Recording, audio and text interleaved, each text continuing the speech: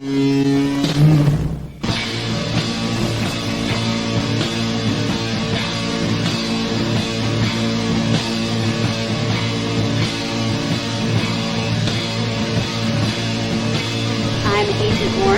NSA. We have identified some very, very interesting anomalous type of aircraft. Traffic is quite luminous and is exhibiting some non-ballistic motion, over.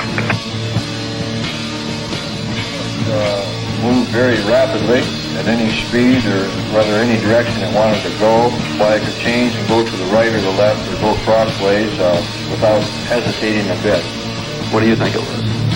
Well, if they call it a flying saucer, that's what it is.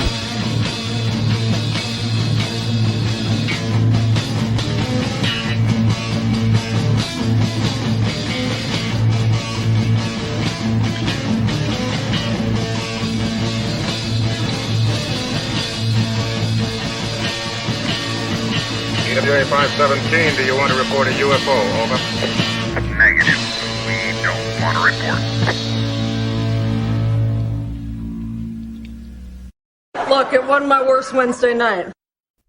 Good evening, everybody. I'm Smiles Lewis, and this is Anomaly Now, straight out of Austin, Texas, on this Wednesday, May 10th, 2023. I'm your host, founder, president, director of the nonprofit 501c3 community organization, the Anomaly Archives, aka Scientific Anomaly Institute. Wait, switch that around. That was founded in 2003 and is happy to still be around, struggling though we may be. This is the weekly news roundup show for the Anomaly Archives nonprofit. You can go to our website, anomalyarchives.org, and there you can click through and find the anomalyarchives.org/video/anomaly-now directory, which will show you all the different links to how to subscribe, view, watch, listen to the podcast of this here show that you're listening to that airs live every Wednesday at 7 p.m. Central Standard Time. And we're going to jump right in. So, last week we were following up on this grisly news about alleged mysterious cattle deaths here in Central Texas, or rather parts elsewhere from Central Texas, here in Texas. And I wasn't really aware of any new coverage of this, but in fact, there has been a little, and I was unaware of it at the time. Oh, dang it for me for not being aware of this. But lo and behold, who's going to tell me about it but Moulton Howe, who we, of course, talked about on the show as one of the longest-running cattle mutilation, animal mutilation researchers in the UFO paranormal field. She recently did a live show in which she reported on this uptick in in Texas cases and had some interesting additional information, not least of which was the fact that, as we had heard speculated, that there were 7 and even maybe 8 total animals. Originally, they were saying 6. This article over at theeagle.com, 8th cow found Monday in series of mysterious livestock deaths near OCR, Old San Antonio Road. This is actually from late April 27th. And there's some interesting bits in here, including the identification by other researchers, other law enforcement in the area of other cows that they believe were not indicative of mystery deaths. And they mentioned that this latest cow found Monday was in the same area as previous cattle and was taken to Texas A&M University for necropsy. Foster said results haven't been returned yet, and Foster said she isn't sure how long it will take since a full pathology and toxicology examination was done on the cow. But there's some other interesting things that crop up in this, and that is that multiple agencies across the United States are assisting in the investigation. She noted she's never investigated something like this herself. Now, it's actually in this recent report live stream from Moulton Howe, where she interviews that's really grisly. Interviews Mindy Tautest, director of Oklahoma MUFON, who is investigating the cow pictured in the images we're seeing. But in the audio interview between her and Linda Howe, Howe says that, and this is, hearsay of hearsay, but here's where it goes. Mindy tells Howe that she spoke to Ken Jordan, the Texas MUFON director, and that they had been made aware that the FBI have taken over the case allegedly and are urging ranchers and law enforcement to not talk about these cases publicly. Now, nothing to really back this up, but then at the end of this little short clip, I'm not going to play it. We'll link over to the video, but Linda Howe reports that she has an anonymous source in the Madison County area where these cows are being found that confirms, allegedly, that the FBI is involved and may in fact be silencing at least some or urging people not to talk about it. This is all kind of interesting to me. Not sure what to make of that, but again, given that this may be mundane, maybe it's misidentification, and it's all much to do about nothing, as they say, but not really sure. And I really, part of me is ready to move on from this subject, but it is interesting as a mystery. There certainly has that train wreck appeal of like, got to turn and look at the horror show that's happening all around us sometimes. But we're trying to collect some of the links over at the Anomaly Archives. We've got a page called Mystery Cattle Deaths Texas 2023. Got the initial report and some links to the other items. But again, this allegation that the FBI is investigating the Texas mutilations. And this reminds me, I mentioned last time, or maybe it was 2 shows ago, that my good friend Chester Moore, who does Dark Outdoors podcast and who is a noted and award-winning outdoors journalist, and also active in cryptozoology as a Bigfoot researcher in East Texas. Besides the podcast that he did about this case, where they lean towards humans and cult activity, their episode last year on the Texas horse ripper murders, the horse killings, is dark and fascinating. And it does, I mean, in those cases, it's basically known that these, in some cases, literal video footage of perpetrators who have remained at large, and seeming targeting of a certain demographic of horse owner and up close and personal murder of these animals. But yeah, dark stuff. Meanwhile, we've got links, of course, to the upcoming Archives of the Impossible 2, the Eclectic Boogaloo conference in Houston coming up this week. That's a free event, whether in person or online, and their title for this year is Transnationalism, Transdisciplinarity, Transcendence. You can find over at the impossiblearchives.rice.edu, yada yada yada website. Links to how to register for the Zoom sessions. These 3 here at the top with Gustavo Rodriguez Roca and Yvonne Chiraud and good friend Joshua Cutchin. These have all occurred and now have all been posted on the Rice Humanities YouTube channel, so you can catch up with those. And then there's a great lineup of presenters: Greg Agigian, a UFO historian who's done UFO research, Stephen Finlay, another good academic, Anna Louise Keating, and so many others. Really great stuff to look forward to there.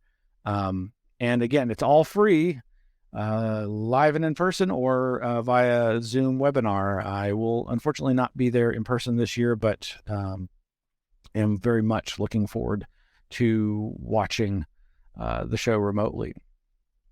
A little diversion here.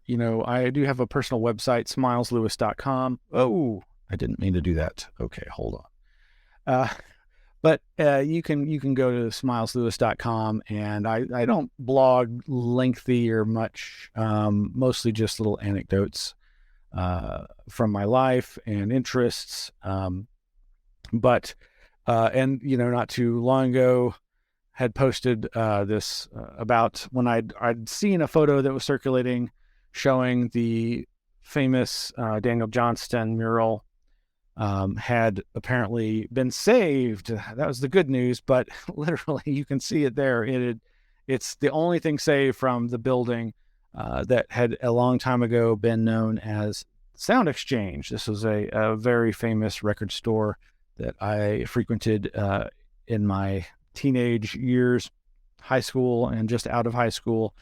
It was really where I first started, diving into different alternative music than I'd already heard, and really enjoyed that. But sad that is. Another thing, I'm going to be posting over at my website soon, just a weird little series of synchronicities, connections to individual. I just found out today, after having a very strange morning that I will not go into, related to the day job. I found out that Frank Kozik, a very famous artist, poster artist, punk artist, has passed away, and he was very well known here in Austin. He was living here in Austin for a time, and I'll relate some of that in my blurb about him. But yeah, it reminds me that little hint about what can I be about to share on Bad Mother Goose. They played at my prom, and who's the artist for this infamous album? That's Frank Kozik, for friends. Frank also did stuff like this for Austin band Moist Fist. Oops, there we go. Isn't that sweet? Not. And yes, the backside. Very typical of his art, and records that I bought at that Sound Exchange. Some of my earliest Austin punk stuff. Ooh, Scratch Acid. Excellent albums. Great albums. Records.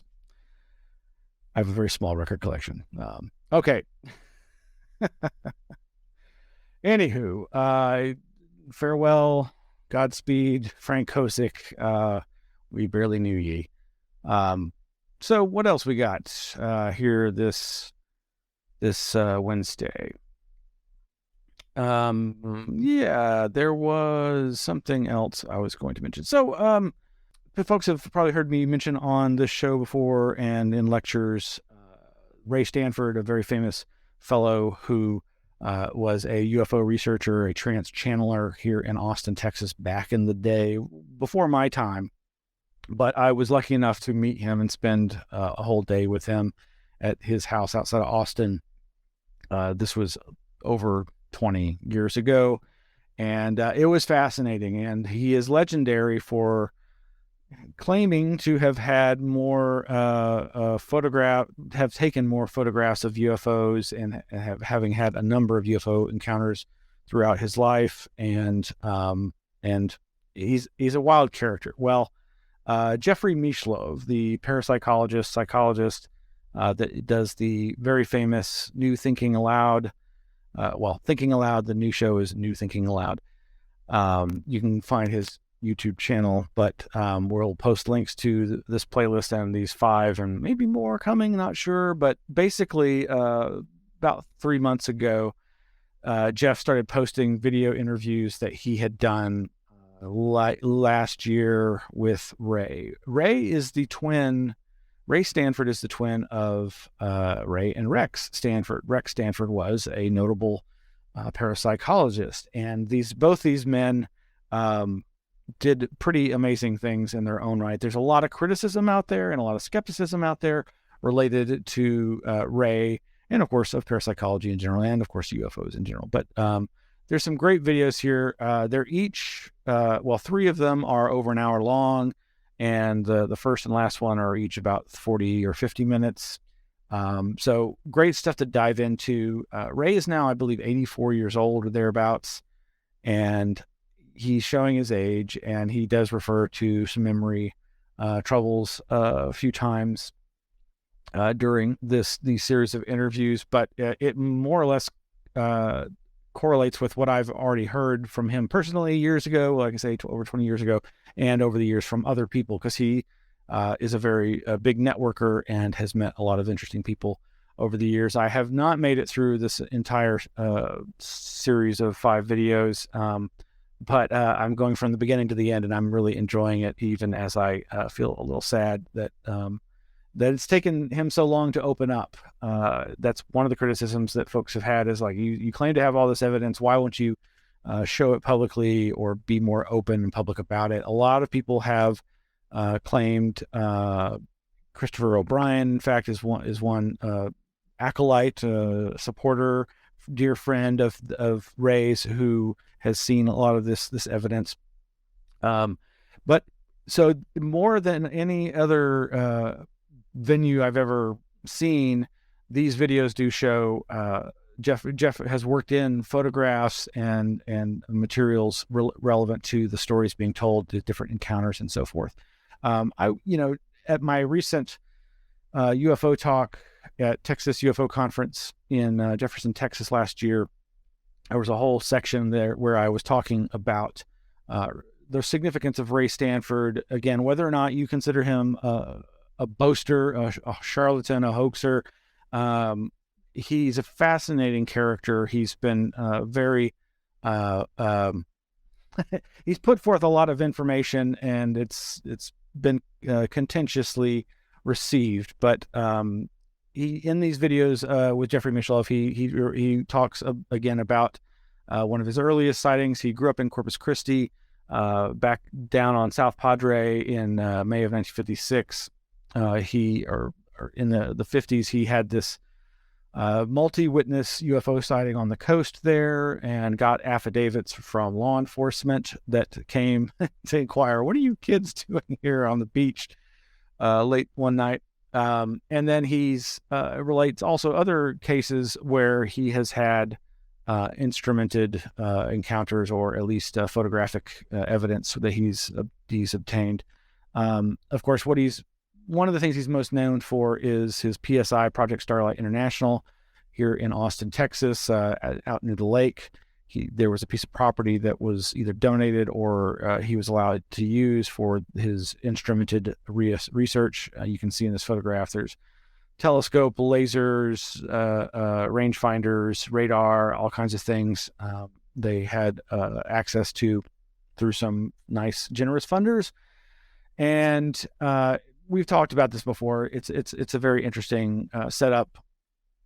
There's a lot of claims, again, associated with him. He also had the AUM, Association for the Understanding of Man, which was his more channeling-oriented stuff. But he touches on all of this and goes deep into all this in those videos that Jeffrey has provided to the public. And I really would encourage folks, if you have any interest at all, to go dive into those.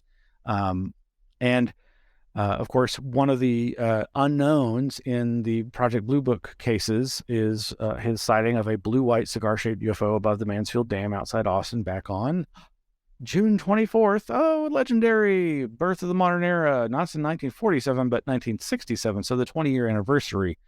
That's a very neat little case, and puts Austin on the UFO unknown map, so to speak. And one of the bits of controversy has to do with, of course, this gentleman down here in the bottom right. I'm blanking on his name, even though it's probably right in front of me. Knuth, I believe, is his name. He's a professor, and he presented at a conference, and he presented some of these images that you're seeing, including this big blue one that is a how you say, a tweaked version of the film sighting that Ray had in Emerald Cove Pier, Corpus Christi, Texas, October 5th, 1985. And there's some very interesting stuff. I'm not sure if I can get to this easily, but let me see if I can find that for you. Yes, here. So there we go.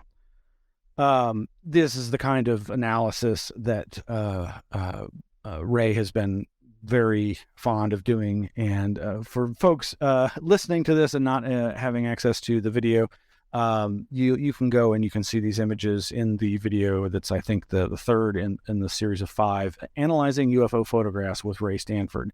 And this is that case of the Emerald Cove, Corpus Christi sighting, which is unique in that it was a series of discs, of flying saucer shapes, only they weren't moving horizontally through the sky. They were moving vertically through the sky, with their flat end pointing in the direction of travel.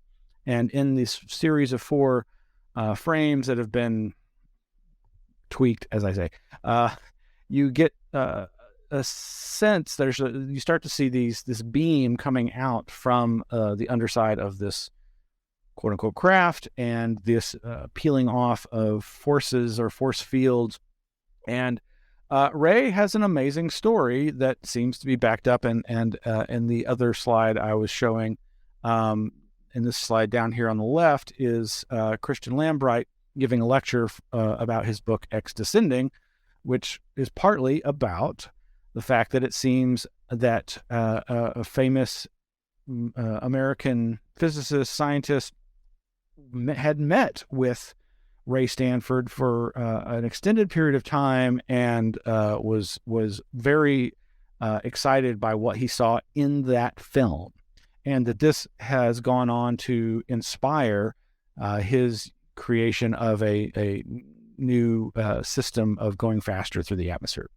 That's the short version. Anyway, I find all of this very fascinating. I highly recommend folks go to that Jeffrey Mishlove YouTube channel, and you can find that playlist. I'm gonna post that playlist also for in the show notes, and as an Anomaly Archives YouTube channel playlist. Right now, I think it's just a personal playlist that I made for my personal YouTube channel. Moving right along. What else we got? Briefly. Sorry. Mark, you're not here, but Mark had been wanting to hear more about the Roswell slides. I'll just do this tease. This was, I think, an image created by probably one of our Roswell slides research group friends to mess with the Jaime Maussan, Richard Dolan, Tom Carey, or is it Carey Schmidt? I'm getting their names wrong. Anyway, there's so much to say about the Roswell slides debacle, but all this stuff is coming up in my memories streams of past stuff. So, well, what else we got? Real quick here. You can, of course, if you go to anomalyarchives.org, you can find our Flipboard link, and it'll take you to where we compile all these thousands and thousands and thousands and thousands and thousands of articles that are a great way for me or you or anyone to go and try to catch up or keep abreast of all the amazing UFO, paranormal, anomalous news headlines that I've come across day by day, week by week. And right here, you can see that we've got several, including, 2 that were sent by our helper technician, Victor. Thank you, Victor, for these great links to UFO Hunters built an open source AI system to scan the skies. Now, I was aware of this system called Sky 360, and but I had not seen this Vice article. And you can go over to that Vice link and see more about the extraterrestrial highway. No, it's UFO Hunters built an open source AI system to scan the skies. The Sky 360 project is building a worldwide network of automated cameras to keep watch for strange aerial phenomena. It's a very basic concept. It's basically taking what Ray Stanford did and making it, a turnkey kind of a product. I don't have easily available the link that shows the device, but it's an interesting package. But here you can go to their YouTube channel, and this is a video. It's 10 hours and 15 minutes long of the UAPT live night France from I guess that's May 7th, 2023. They actually have caught some interesting things, I believe, on. I don't have that pulled up, but they've caught what appear to be meteors and that sort of thing. So fun stuff there. Another great article that Victor brought to my attention is from arstechnica.com. Sleep language could enable communication during lucid dreams. Of course, I a long time been a fan of dreaming, lucid dreaming, that sort of thing, and I often tell people that that's kind of what got me into UFOs and the anomalous. I describe, this to folks as this is the paranormal realm that we all have access to on a daily basis, on a nightly basis. That we experience strange, surreal, paranormal realities every single day. You may be one of those people that doesn't remember their dreams, but you have them, guaranteed. And you can become lucid in them, and you can control that dream state. And just as an Eastern philosophy teaches you to try to utilize that same insight into the manifestation that is reality, you can become more lucid in your waking life. Well, this article talks about a research attempt, I believe, in Germany, where they are trying to combine, I believe, AI learning to training lucid dreamers, training people to be able to go into lucid dream states fairly quickly, as well as using their facial muscles to manifest a language that's been created by this inventor. And the inventor basically is using the AI technology to be able to better recognize the small facial muscle twitches that are this language. So now this is not new in so much as this idea of communicating from the dream state. This is something I've reported on many times.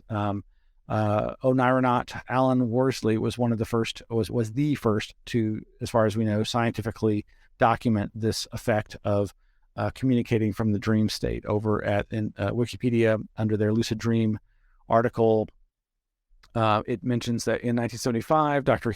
Keith Hearn had the idea to exploit the nature of rapid eye movements to allow a dreamer to send a message directly from dreams to the waking world. Working with an experienced lucid dreamer, Alan Worsley, he eventually succeeded in recording via the use of an EOG a predefined set of eye movements signaled from within Worsley's lucid dream. This occurred at around 8 a.m. on the morning of April 12th, 1975. This is not mentioned in this Ars Technica article, and I think that's part of the amnesia of the anomalous, and whereby people, they do reference other attempts that are more recent to try to find ways to communicate from the dream state. But it says, yes, a 2021 study by Northwestern University found that people having especially realistic dreams were able to communicate with researchers who were awake through eye and muscle movements. And they say, while there was no specialized sleep language used during this experiment, it still demonstrated they could reach out to the waking world. And that's one of the novel things here with this research, is they're trying to create an easier way to communicate. I mean, obviously, rapid eye movements. So it's like the old, move your eyes left to right for no and up and down for yes. Well, obviously, rapid eye movement. You're going to be moving your eyes all over, and that could be hard to detect. But it has been done, and there are ways to do it, and it's just a matter of figuring out better ways to do it. So thank you, Victor, for this excellent article on a recent attempt to create a sleep language and use some good technology to help enable communication with the other side, even if it's just the unconscious sleeping side. All right. Meanwhile, I guess that's really it, actually. I should just say, we've got great links over at the Flipboard, and you can go to Anomaly Archives, and you can subscribe to all of the different stuff that we have available.